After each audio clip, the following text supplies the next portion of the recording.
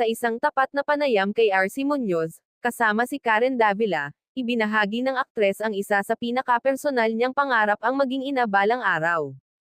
Sa edad na 37, inamin ni RC na naiisip na niya ang future at ayaw daw niyang dumating sa puntong mag-isa lang siya sa buhay. Bagamat sanay na siyang mag-isa dahil sa pagiging single sa loob ng ilang taon, aminado si RC na madalas niyang naiisip kung magkakaroon pa ba siya ng sariling pamilya. Pero kung hindi man dumating ang lalaking para sa kanya, tatanggapin na raw niyang magkaanak na kahit wala siyang partner. I always think na parang, magpaanak na lang kaya ako. Dahil sa takot na tuluyang tumandang mag-isa, nasagi na rin umano sa isip ni RC ang egg freezing para sa in vitro fertilization o IVF. Malaki raw ang naging epekto kay RC ng pagkakaroon niya ng mga pamangkin at batang pinsan sa pagnanais niyang magkaroon ng sariling anak. Sa tuwing nakakasama raw kasi niya ang mga ito ay hindi matatawaran ang kanyang nararamdaman. Kung tutuusin, hindi lamang si RC ang may kagustuhang magkaroon siya ng makakasama sa buhay.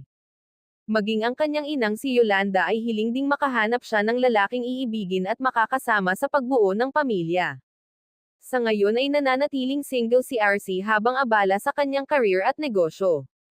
Matagal-tagal na rin daw siyang hindi nakikipag-date kaya ipinagpapasa Diyos na lamang niya ang maaaring kahinatnan ng kanyang love life.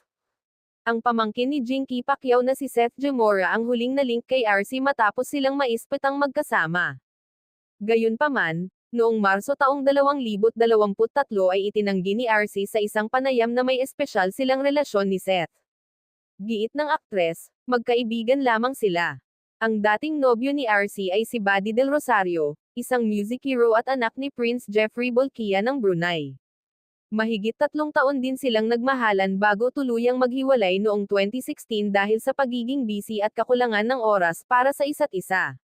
Kahit nagkahiwalay, maganda pa rin ang naging alaala ni RC sa kanilang relasyon.